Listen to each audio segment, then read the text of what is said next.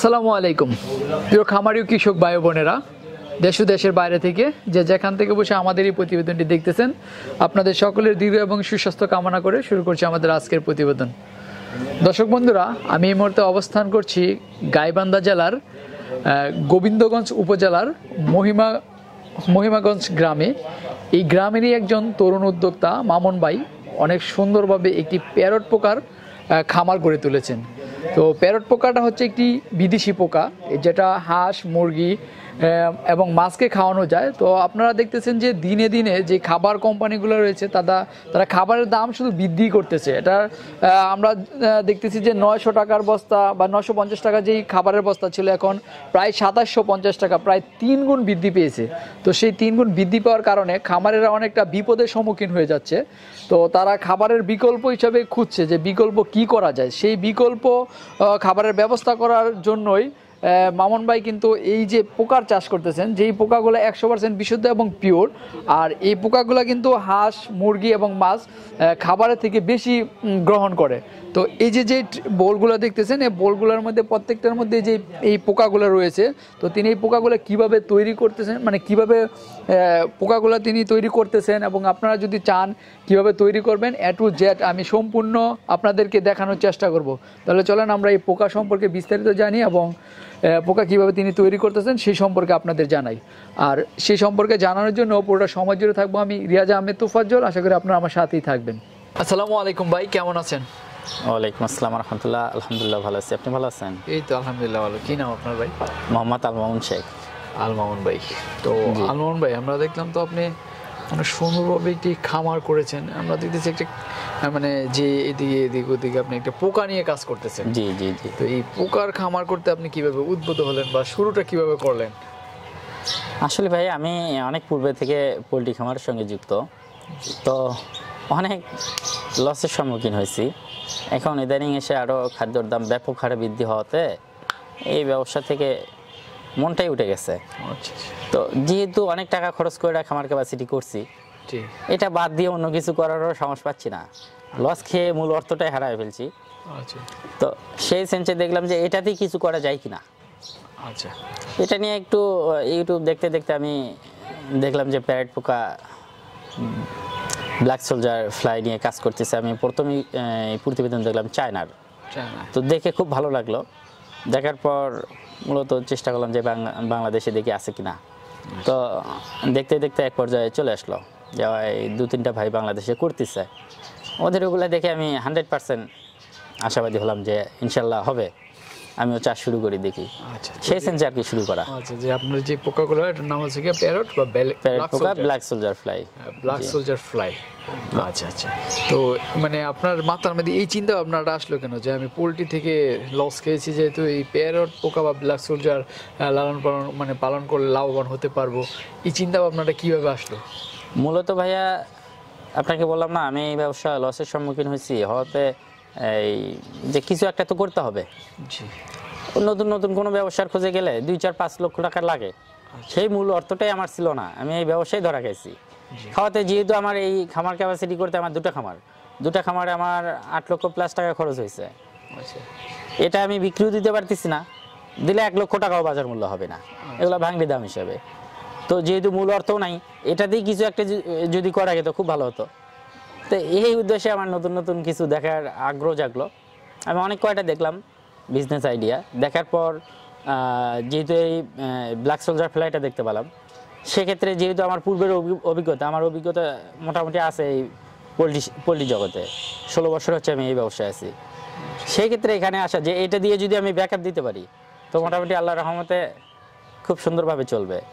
সেই সেন্সে এটা কালেক্ট করা এখন আল্লাহর রহমতে খুব ভালো আছে, চলতেছে ভাই। শুধু মানে এই দেখে বা আপনার খামারটা পড়ে আছে এই চিন্তা ভাবনা থেকে শুরু করলেন, নাকি অন্য কোনো চিন্তা ভাবনা ছিল, মানে অন্য কোনো কারণ ছিল এখানে? জি, অবশ্যই অন্য কোনো কারণ ছিল।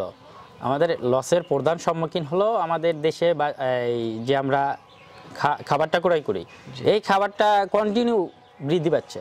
আচ্ছা, আমি শুরু করছিলাম 950 টাকা থেকে, এখন পর্যায়ক্রমে বাড়তে বাড়তে 2750 টাকায় গেছে। সেই ক্ষেত্রে এত উচ্চ বৃদ্ধির কারণে আমরা কন্টিনিউ লস খাচ্ছি। তো এই লসটা ঠেকানোর জন্য যে বিকল্প কোনো ব্যবস্থা আছে কিনা, তো সেই সেন্সে এটা খুঁজে পেলাম। তো আল্লাহর রহমতে ওখানে 54 টাকা খরচ। আচ্ছা আর আমরা যেটা উৎপাদন করে খাওয়াবো অলরেডি যেটা আমি শুরু করছি, এটা 20 থেকে 25 টাকা খরচে পার কেজি হয়। আচ্ছা, তাহলে তো অর্ধেক কম। হ্যাঁ হ্যাঁ। আচ্ছা জি, এটা তো মানে 20 থেকে 25 টাকা কেজি যেহেতু আপনি উৎপাদন করতে পারতেছেন, 20 টাকা থেকে 25 টাকা কেজি খরচ হচ্ছে আপনার, না? জি। তো এই পোকাটা মুরগি বা হাঁস মানে যায় মাছের খাওয়াচ্ছেন, যে কিরকম তারা মানে গ্রহণ করতেছে, খাচ্ছে কিরকম? হ্যাঁ, মোটামুটি খুব সুন্দর। ওই খাদ্যর থেকে ভালো আগ্রহ এই ব্ল্যাক সোলজারের উপর। মানে বাজারে যেটা আমরা ক্রয় করি সেটার থেকে এটার উপর ওরা আকৃষ্ট বেশি। আচ্ছা, সেটা তো সেটা। আবার আরেকটা কথা বলি, আপনার 1 কেজি খাবার খাওয়া একটা মুরগির যদি রেজাল্ট আসে আপনার 700 গ্রাম, 1 কেজি ব্ল্যাক সোলজার খেয়ে ওখানে ওজন আসবে কনফার্ম 800 গ্রাম। গ্রোথের দিক দিয়েও এটা বেশি, আবার কষ্টের দিক দিয়েও এটা 50%-এরও কম। আচ্ছা আচ্ছা। এই প্যারট পোকা যেটা, এটা আপনি সংগ্রহ করছিলেন কোথা থেকে? এটা আমি বাংলাদেশেরই একটা জায়গা থেকে কালেক্ট করছিলাম। বাংলাদেশের একটা জায়গা জি থেকে? জি। তো আপনি যে সময় সংগ্রহ করছিলেন কতগুলো সংগ্রহ করছিলেন? আমি 7 কেজির মতো সংগ্রহ করছিলাম। এটা কি মানে ফ্লাইটা ছিল নাকি না না, পোকাটা ছিল? ফ্লাইয়ের আগের মুহূর্তে পিপা ব্ল্যাক কালারটা। আচ্ছা আচ্ছা। কত টাকা কেজি নিয়েছিল? এটা আমার থেকে 3500 টাকা কেজি নিচ্ছে। 3000। তো আপনি বললেন 20 থেকে 25 টাকা কেজি এখন উৎপাদন হচ্ছে, ওই সময় অনেক দাম ছিল না? মূলত ভাইয়া উৎপাদন খরচ বাস্তবিক তাই। এখন হয়তো বা একটু যারা বীজ বিক্রি দিচ্ছে এদের কষ্ট খরচ একটু বেশি আসছে। গ্রোথটা একটু ভালো করতে আপনার পচনশীল খাবারের সঙ্গে একটু ভুট্টার গুঁড়া খাওয়াচ্ছে, মুরগির ফিডও হয়তো বা কেউ কেউ খাওয়াচ্ছে, সেক্ষেত্রে একটু কষ্ট বেশি আসছে। এই বীজ হিসেবে বিক্রির জন্য, তাড়াতাড়ি গ্রোথটা আনার জন্য অল্প সময়ে নিয়ে আসে আমি বিক্রি দেবো। কিন্তু মূলত ভাইয়া এটা 20 টাকা খরচের মধ্যেই 20 সম্ভব। টাকা খরচে। তো মানে এটার খাবারটা কি, প্যারট পোকাটার খাবারটা? এটা পচনশীল যে কোনো খাবার খাবে এরা। পচনশীল যে কোনো খাবার? জি, আপনার সবজি আইটেম থেকে শুরু করে আপনার বাসা বাড়িতে যেগুলো ভাত টাত নষ্ট হয় সেগুলো খাবে, মুরগির মাছের এগুলা ভুড়ি, মরা মুরগ সব খাবে এরা। মুরগির লিটার খায়। আমি মূলত 50% মুরগির লিটার ব্যবহার করি আর 50% সবজি আইটেম ব্যবহার করি। আমরা তো একটা নিউজে দেখছিলাম যে এই যে বাজারে যে মুরগির খাবারগুলো পাওয়া যায় ওগুলো থেকে ট্যানারির বর্জ্য ব্যবহার করা হয়। হ্যাঁ, ওগুলোর ভিতরে ট্যানারির বর্জ্য, ক্যান্সারের সম্ভাবনা হতে পারে বর্জ্য ব্যবহার করে। এগুলোর যে পচনশীল খাবারগুলো, মানে এগুলো তো পচনশীল খাবারগুলো আপনারা খাওয়াচ্ছেন, সেক্ষেত্রে এগুলোর ক্ষেত্রে কোনো এরকম না কমপ্লেইন ভাই, আছে? এটা কমপ্লেইন নাই। এটা আল্লাহর রহমতে 100% ওরা জীবাণু শুদ্ধকারী যে খাবারটা আছে ব্যাকটেরিয়া যুক্ত খাবার খাবে, কিন্তু ওরা খাবার পরে এই যে পোকাটা থাকবে ওটা আল্লাহর রহমতে 100% ব্যাকটেরিয়া মুক্ত। এরা ব্যাকটেরিয়া নির্মূল করে। আচ্ছা, মানে 100% পিওর একটা পোকা। জি জি জি। মানে স্বাস্থ্যসম্মত। জি। আচ্ছা, পোকা দেখাবো নাকি? আচ্ছা আচ্ছা, ঠিক আছে। তো ভাই, একটা মানে পোকা যখন মানে খাবার উপযোগী হয় এর মধ্যে আপনারা তো অনেকটি প্রসেস সম্পূর্ণ করে তারপরে আসতে হয়। জি জি জি। তো প্রথম প্রসেসটা কি? এই যে এই গাবলাগুলোতেই আছে, আমরা এই যে এখানে দেখতে পাবেন, এটা আপনি ফিডিং করাতে পারবেন। মানে এটা মুরগ মাছ, এটা তো খাওয়ানোর উপযোগী হয়ে গেছে। আচ্ছা, এটা এখানে যে আসছে মানে কতদিন সময় লাগছে এই পর্যায়ে আসতে? এটা প্রায় 20 থেকে 22 দিন বয়স হচ্ছে। 20 থেকে 22 দিন। জি। এটা এখন আপনাকে একটা প্রসেস করতে হবে। এই কিছু পরিমাণ এখানে খাবার আছে, আমি এখানে অধিক পরিমাণে কিন্তু পোকা, খাবার আছে খুব কম পরিমাণ। তারপরে ওই খাবারটা চালনি দিয়ে চেলে নিতে হবে। নেওয়ার পর এই যে এই ফ্রেশ যখন পোকাটা হবে, এই পোকাটা যেহেতু এরা ময়লা খাবার খায়, সেক্ষেত্রে এদের শরীরে কিন্তু কোনো ব্যাকটেরিয়া নেই। তারপর যে ব্যাকটেরিয়াযুক্ত খাবার যদি আপনি খাওয়ায় থাকেন সেক্ষেত্রে শরীরের সঙ্গে লেগে থাকতে পারে। আচ্ছা, সেই সেন্সে এগুলো একটু পানিতে চুবাই নিতে হবে। আচ্ছা আচ্ছা। তো এর আগে কি কাজটা করছেন? মানে এখানে তো এখন তো এটা 15 দিন বয়স বললেন, তো এর আগে প্রথম মানে এটা তৈরি করার জন্য প্রথম কিভাবে তৈরিটা করলেন সেটা? আচ্ছা আচ্ছা আচ্ছা, ঠিক আছে ভাইয়া। এটা মূলত এর সৃষ্টি আপনার ফ্লাই থেকে, প্রথম স্টেপটা ফ্লাই, ওখান থেকে পর্যায়ক্রমে এই পর্যায়ে আসছে। আচ্ছা, ফ্লাই প্রথম মানে ফ্লাইগুলো কোথায় আছে? এই যে এটা আমার নতুন চেম্বার, এই পাশের ওই পাশেরটা কন্টিনিউ হচ্ছে, এখানে নতুন করে ঢুকাচ্ছি আমি। মানে এই মশারির ভিতরে থেকে জি, এগুলা? জি। আচ্ছা আচ্ছা। তো নিচে যেগুলো পড়ে আছে এগুলো কি খোসাগুলো এখান থেকে হ্যাঁ, ওখান থেকেই মাছি বের হয়ে উঠবে। মাছি বের হয়ে এখানে ওই যে নেটে বসে জি আছে জি জি। অনেকগুলো। তো এই মাছিগুলা থেকে আবার আপনারা ডিম কালেক্ট করব। ডিম কালেক্ট করে ডিমগুলো কোথায় পারে মাছিগুলো? ডিমের অপশনটা এখানে এখনো সেট আপ করিনি, ওই পাশেটা আছে, দেখতে পারবেন। আচ্ছা, তো চলেন একটু দেখি। তো ভাই এটার ভিতরে অনেকগুলা বোল, হ্যাঁ জি জি। আবার কিছু কাঠের টুকরো দিয়ে রাখছেন, তো গাছও আছে কয়েকটা দেখলাম। তো এটার ভিতরে কি গাছটা হচ্ছে এখানে? এখানে মূলত আমরা পিউপা ঢুকাই, পিউপা থেকে মাছিটা কালেক্ট করি। মাছিটা যখন পিউপা থেকে বের হয়, বের হওয়ার পর এই গাছগুলো দেখতেছেন, এইগুলো আমরা একটু মিষ্টি জাতীয় পানি স্প্রে করে দেই। মাছি হওয়ার পর ওই পানিটা ওরা খাবে, মূলত ওদের খাবার ওইটুকুই, এনার্জি পাওয়ার জন্য একটু পানি খাবে, আর ওরা পর্যায়ক্রমে ডিম দেয়। ওই যে কাঠটা দেখতেছেন আপনি, ওই কাঠের গ্যাপে ওরা ডিম দেয়, ওই ডিমটা আমরা কালেক্ট করি। কাঠের গ্যাপে? জি জি, হ্যাঁ। ওখানে একটু পরিমাণ 3টা কাঠ একত্রে বাঁধা আছে, মাঝখানে একটু পরিমাণ করে গ্যাপ আছে, ওই গ্যাপে ওরা মূলত ডিম দেয়। মাছগুলো মনে পরে মরে যাচ্ছে মনে হচ্ছে। জি জি, মরে পড়ে আছে। জি, ওরা ডিম পাড়া শেষ হয়ে গেলে অটোমেটিকলি মারা যায়। কতদিন মানে ওটা সম্পূর্ণ হয় কতদিনে? এটা A to Z টাইম ফ্লাইয়ের 14 দিন পর্যন্ত এরা সাধারণত একটা ফ্লাই না? আচ্ছা আচ্ছা। ডিম দেবে আনুমানিক 5 থেকে 6 দিন পর থেকে। 6 দিন পর থেকে? হ্যাঁ, ডিম দেওয়া হয়ে যাবে তো 2-4 দিনের ভিতরে ওটা মারা যাবে। ডিম দেওয়ার সময় মানে 2-1 দিনের ভিতরে এটা মারা যাবে? জি জি। আচ্ছা, পরে ডিমগুলো আপনারা এখান থেকে সংগ্রহ করে আমরা হ্যাচিংয়ে দেই। এই ডিম কি নির্দিষ্ট কাঠেই পারে নাকি অন্য কোথাও পারে? কাঠে আপনার 95%, প্রায় 100%ই কাঠেই পারে। আচ্ছা, অন্য কোথাও পারে না? না না, ওখানে এই কাঠে পাড়ানোর জন্য আমরা একটা এই পদ্ধতি আমাদেরকে অবলম্বন করতে হয়, যে কাঠের নিচে একটা বালতি দেখতেছেন, ওই বালতির ভেতরে একটু পচনশীল খাবার দিতে হয়। পচনশীল খাবার? জি, ওই পচা একটা গন্ধ বের হয়, ওই গন্ধটায় আকৃষ্ট হয়ে ওরা কাঠে গিয়ে বসে ডিম দেবে। আচ্ছা, তো তারপরে এই কাঠ থেকে ডিমগুলো সংগ্রহ করে কি করেন? আমরা হ্যাচিংয়ে দিই। আচ্ছা, হ্যাচিং কিভাবে দেন? চলেন সামনে যাই। হ্যাচিংটা কোথায় হচ্ছে আপনাদের? এই যে ভাইয়া, এইগুলা গামলায় হ্যাচিং হচ্ছে। এই গামলাগুলো হ্যাচিং? জি জি জি। আচ্ছা, কিভাবে হ্যাচিংটা দিচ্ছেন? এই যে আপনাকে দেখাই, এটা নেট দিয়ে বাঁধা আছে, নিচেই রাখি, দেখতে সুবিধা হবে। এই যে এটার ভেতরে ডিমটা হ্যাচিংয়ে দেওয়া আছে, এটা বাহির দিয়ে একটা আবরণ দিচ্ছি, এটা প্রোটেকশনের জন্য, বাইরে থেকে যেন কোনো মশা মাছি এগুলো যেন কোনো ক্ষতি করতে না পারে, ময়লা টয়লা হ্যাঁ হ্যাঁ নষ্ট করে ফেলবে। এই যে এখানে দেখতেছেন এই ট্রেটার উপরে, এগুলো ডিম নাকি? জি জি, এগুলো ডিম। আচ্ছা আচ্ছা। এই যে এগুলো ডিম, এগুলো প্রায় ফুটে বের হয়েছে, এটা এখন শুধু ডিমের খোসা। এই ডিমের খোসা না? জি, এই যে দেখতেছেন এটা ডিমের খোসা। আচ্ছা, এটা হচ্ছে ডিমের খোসা? জি জি জি। এর ভিতরে এখন বর্তমান মানে ডিম বা ডিম থেকে বাচ্চা ফুটে পড়ে গেছে? জি জি জি। আচ্ছা, এটা এই খাবারটা কি খাবার দিবেন? এটা ভুট্টার গুঁড়া আর কিছু পরিমাণ মুরগির ফিড দিছি আমি। আচ্ছা, কতদিন সময় লাগে ডিম থেকে বাচ্চা ফুটতে? ডিম থেকে বাচ্চা ফুটতে সম্পূর্ণ ক্লিয়ার হতে 5 দিন সময় লাগে। 5 দিন সময় লাগে? জি জি। আচ্ছা আচ্ছা, 5 দিনের পরে এটা আস্তে আস্তে পোকা তৈরি হয়? জি। আচ্ছা আচ্ছা, লার্ভা হবে, লার্ভা থেকে পর্যায়ক্রমে পিউপা হয়ে যাবে। আচ্ছা আচ্ছা। তো এই সব কটার মধ্যে হ্যাচিং হচ্ছে নাকি? জি জি। এই যে এটা আপনার হ্যাচিং পর্যায়ে শেষ হয়ে গেছে, এই যে এটা হচ্ছে হ্যাচিং পর্যায়ে শেষ হয়ে গেছে। আচ্ছা, এটা 9 থেকে 10 দিন বয়স হচ্ছে। তো মামুন, এখানে কিন্তু কিছু পোকা দেখা যাচ্ছে ছোট, আবার কিছু বড় দেখা যাচ্ছে। হ্যাঁ, এটা আমারই একটা ভুলের কারণে হয়েছে। আমি যে আপনাকে এই যে হ্যাচিং রেটা দেখালাম, হ্যাঁ, এই যে এটা ওর আগের স্টেপে যে হ্যাচিংটা করছিলাম, সেখানে এই যে দেখেন অসংখ্য কিন্তু পোকা, এই যে হ্যাচিং যে ট্রেটা বানাইছি গায়ে অনেক অসংখ্য হাজার পোকা বেজে আছে। এটাই আমি এখান থেকে নিয়ে এটা যেটা হ্যাচিং করছি, পূর্বেরটা পরিষ্কার করে না নিয়ে আমার যে ছেলেটা কাজ করে এখানে, ও এইভাবে বসেছিল। বসানোর কারণে যেগুলো এখানে লেগেছিল, এটা তো কমপক্ষে 5 দিন বড়, সেই ক্ষেত্রে এই যে বড়গুলো বড় হয়েছে। আচ্ছা আচ্ছা। তো এখান থেকে কোথায় এটাকে ট্রান্সফার করবে? এখান থেকে হাউসে শিফট করে দেবো। হাউসে শিফট করে দিবেন? জি জি। আচ্ছা আচ্ছা।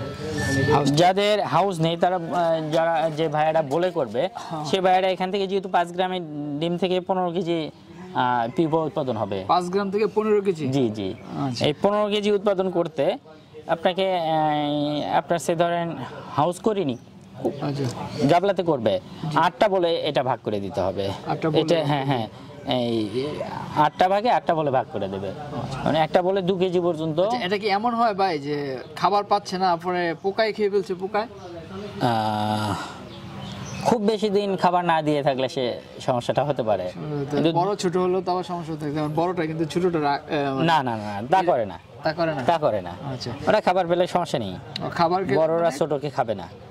খাবার যদি মানে না পায়, বেশি সময় যদি খাবার না পায় তাহলে ওই ত্রুটিটা আসতে পারে। জি জি। আপনার খাবার না পেলে যেটা মারা যাবে, ধরেন এটা মারা গেল, ওই মারা যাওয়াটাকে ওরা খাবে, জীবিতটাকে খাবে না। আচ্ছা আচ্ছা ঠিক আছে। এগুলোই তো আপনার হাউস? জি জি। মানে ওই পোকাগুলো এখানে ঢেলে দেন? এটা এটা এটা প্রায় উপযুক্ত বয়স হয়ে গেছে, এই যে দেখেন বড় হয়ে গেছে, এই যে কালারটা আসছে একদম ব্ল্যাক কালার, কিছু পার্সেন্ট কিছু বাদামি কালার হয়েছে। আচ্ছা। এটা মানে এটা অ্যাডাল্ট সাইজ হয়ে গেছে। এখন এটা কি বাজারজাত করার সময় হয়ে গেছে? হ্যাঁ, এটা বাজারজাত করা যাবে, ব্ল্যাক কালার গুলো কালেক্ট করে বাজারজাত হবে, কিংবা আমি ফ্লাই বানানোর জন্য যদি আরো বড় প্রসার করতে চাই। কি সংগ্রহ করতেছে? হ্যাঁ, উনি এগুলা চালনি দিয়ে চালতেছে। এটা দুভাবে প্রসেস করা যায়, একটা এখানে চালনি দিয়ে চালতেছে, আর একটা হাউজে অটোমেটিকলি উঠে আসে। মানে এই যে এইগুলা স্টেট হয়ে গেছে। এগুলো হয়ে গেছে না? এগুলো এখন মানে এগুলো স্টেট হয়ে গেছে, নড়াচড়া কিন্তু প্রায় 95% বন্ধ হয়ে গেছে। আচ্ছা। এগুলা থেকেই খুব শীঘ্রই মাছি বের হবে। জি। আচ্ছা। এটি এখন মানে যারা মানে ওই যে প্যারেন্টস যারা নিতে চায়, মানে বীজ নিতে চায়, এগুলাই বিক্রি হবে নাকি? হ্যাঁ হ্যাঁ।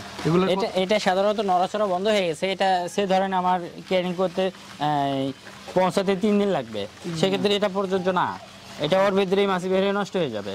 আচ্ছা। আর এটা আগে হ্যাঁ করতে হবে? জি, একটু যেটা নড়াচড়া করে সেটা বিক্রি দেওয়া যায়। দেখি বাবা ওই গাবলাটা দেখি, ওটা দেখাই। এই যে দেখতেছেন, আচ্ছা, এই যে এইগুলা বেচার উপযোগী।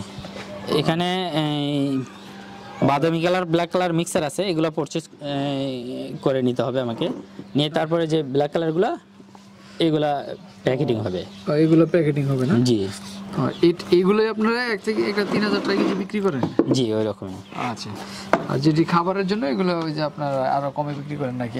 এখন কি আপনি এখন খাবার হিসেবে ওভাবে বাংলাতে যেহেতু এখন আমাদের নতুন, খাবার হিসেবে বিক্রির মতো উপযোগী এখনো হয়নি। আচ্ছা, এখনো হয়নি না? এটা একটু সময় লাগবে না? জি। আচ্ছা। কি অটো হাউস? জি জি। অটোমেটিকলি যেগুলো পিউপা হবে এই যে বেবে ড্রেনে উঠে চলে আসবে। মানে এখন আর কষ্ট করে চালনি দিয়ে চালতে হয় না? না না না। এই যে আপনার এগুলো বেবে উঠতেছে একদম, এটা পিওর। আচ্ছা। যে সমস্ত বাইরা পিউপা কালেক্ট করতে চায় তাদেরকে যেটা অটোমেটিক্যালি উঠে আসে 100% পিওর মালটা ব্ল্যাক কালার, এটা আমরা বিক্রি দিয়ে থাকি। এটা বিক্রি দেন না? জি। এটা মানে ওইখান থেকে অটোমেটিক নিজেই এনে আসছে, আর চালানি দিয়ে চালতে হয় না? না না, এটা ফ্রেশ, একদম ফ্রেশ। হাউস অনেক কয়টা আছে, এগুলো অটোমেটিকলি। এদিকে পুরোটা থেকে এরকম হাউস? জি জি। এই যে এই পাশে থেকে শুরু করে এই কয়টা এরকম। আচ্ছা। কতদিন পরে আসে এখানে? এটা প্রায় 40 দিন, একটু প্লাস মাইনাস বয়স যখন হয় তখন এই ব্ল্যাক কালারে রূপান্তর হয়। আচ্ছা আচ্ছা, ঠিক আছে। তো আমাদের দর্শকরা বা বাংলাদেশের যেহেতু এটা নতুন, অনেক খামারি আছে, তো খামারিরা তো চাইবে খাবারের দাম কমানোর জন্য, অবশ্যই, যে কিভাবে কমানো যায় সেই চিন্তা ভাবনায় তারা করতেছে। তারা আপনার কাছ থেকে এগুলো সংগ্রহ করতেও চাইবে, তাহলে আপনারা তাদেরকে কিভাবে দিয়ে থাকবেন? হ্যাঁ, ইনশাল্লাহ যে সমস্ত ভাইরা লাগবে, প্রয়োজন পড়লে আমার সঙ্গে যোগাযোগ করতে পারবে, আমি দিতে পারবো ইনশাল্লাহ। ওই যতটুকু চাই ততটুকু দিতে পারবো। হ্যাঁ ইনশাল্লাহ। আমার থেকে 5 কেজি, 10 কেজি, 50 কেজি চলো, আমি ইনশাল্লাহ দিতে পারবো। অটোমেটিক্যালি আমি 2, 4, 5, 10, 20 কেজি পর্যন্ত সেল দিই। এগুলো কি আপনার এখান থেকে এসে নিতে হয় নাকি কুরিয়ার? এসেও নিয়ে যেতে পারে, কুরিয়ারও পাঠাই। কুরিয়ারে পাঠালে নষ্ট হয়ে যায় না? না না না, জীবন্ত এটা পোকা? না নষ্ট হয় না, মানে- সেভাবে আমি প্রসেসটা করে থাকি। আমি যে প্রসেস ক্যাপাসিটি আমার সেটা মোটামুটি একটু হাই কোয়ালিটি। আচ্ছা আচ্ছা। আমি বয়ামজাত করে প্যাক করি না, কারণ আমি যখন প্রথম সংগ্রহ করছিলাম বয়ামজাত করে, ওই বয়ামের ভেতরে মর্টালিটি হয়। অক্সিজেনের অপশনটা শুধু বয়ামের মুখাটাই থাকে। আচ্ছা আচ্ছা। আর আমি যেটা প্যাক করি এটা একদম পুরো জায়গা জুড়ে অক্সিজেন নিতে পারবে, সব জায়গা দিয়েই। আচ্ছা, তো তোমার আপনার তো এটা বিশাল খামারে আমরা দেখতেছি বিশালভাবে করতেছেন মাশাআল্লাহ। তারপরে ভবিষ্যতে আপনার কি চিন্তা ভাবনা আছে? ভাই আল্লাহ যদি সহায় থাকে ইনশাল্লাহ আমার ভবিষ্যৎ পরিকল্পনা এখানে 6 মাসের মধ্যে, 6 মাসের মধ্যে বলতে কি 6 মাসের ওইদিকে গিয়ে ইনশাল্লাহ আমার টার্গেট পার ডে 1 টন উৎপাদন করা। 1 টন? হ্যাঁ, এটা যদি আল্লাহ যদি সহায় থাকে ইনশাল্লাহ করব আমি। আচ্ছা, তো আমরা একটা দিক লক্ষ্য করতে হবে। আপনি যখন পার ডে 1 লক্ষ টন মানে উৎপাদন মানে 1 টন যখন উৎপাদন করবেন, তখন 1 টন মাল প্রতিদিন উৎপাদন হলে এটা বিক্রি করতে কিন্তু একটা মানে ব্যবস্থা আমারই পার্সোনালি আছে কিনা ওটা? জি হ্যাঁ, আমার পার্সোনালি প্রায় 200 কেজি পার ডে লাগবে। আর যে 800 কেজি থাকবে এটা খাবার হিসেবে বিক্রির সমস্যা নেই। আমার কাছে অলরেডি বহুত কয়টা অফার আসছে যে পার ডে এত টাকা করে দিতে হবে, আচ্ছা আচ্ছা। পার ডে 1 সপ্তাহ পরে এতটা করে নিলাম, এতটা করে। সেক্ষেত্রে এখনই যেটা দেখতেছি এটা তো ভবিষ্যতে আরো সম্প্রচার হবে ইনশাল্লাহ। এখনই যে অফারটা আসছে আমার কাছে 1 টন আমার কাছে এখন কিচ্ছু না। আচ্ছা, না যদি উৎপাদন করতে পারি, যদি উৎপাদন করে বাজারজাত করতে পারেন তখন আপনি হ্যাঁ ইনশাআল্লাহ 100% আমি শিওর বাজারজাত হবে। যদি উৎপাদন করে মানে বিক্রি না করতে পারেন, যদি হাই হতাশা করে যান তাহলে লসের সম্মুখীন হয়ে যাবেন। ঠিক আছে ঠিক আছে। যারাই করবে তাদেরও এই চিন্তা ভাবনাটা মাথায় রেখে করতে হবে যে আমি এটা বাজারজাত করতে পারতেছি কিনা বা করতে পারবো কিনা, বা মানুষ এটা গ্রহণ করবে কিনা। ইনশাআল্লাহ অটোমেটিক দৈনিক 2, 4, 50, 100 টন তৈরি করার মতো বাংলাদেশে কাজ শুরু হয়ে গেছে এটা দিয়ে ফিড আকার তৈরি করার। আচ্ছা ঠিক আছে, আমরা আপনার যে বিটল বা প্যারট পোকা যেটা আপনার করতেছেন এটা আপনি সফল হন, আপনি বিশাল আকারে করেন। দোয়া করবেন ভাইয়া। দোয়া করি। আমরা আবার যে কোনো সময় যদি হয় দরকার আবার আপনার এখানে আসবো, আপনার এই খামার দেখার জন্য বা এই খামার সম্পর্কে বিস্তারিত জানার জন্য। জি ভাইয়া, ভালো লাগবে। ভালো থাকবেন। আসসালামু আলাইকুম। ওয়ালাইকুম আসসালাম রাহমাতুল্লাহ। আসসালামু আলাইকুম রাহমাতুল্লাহ।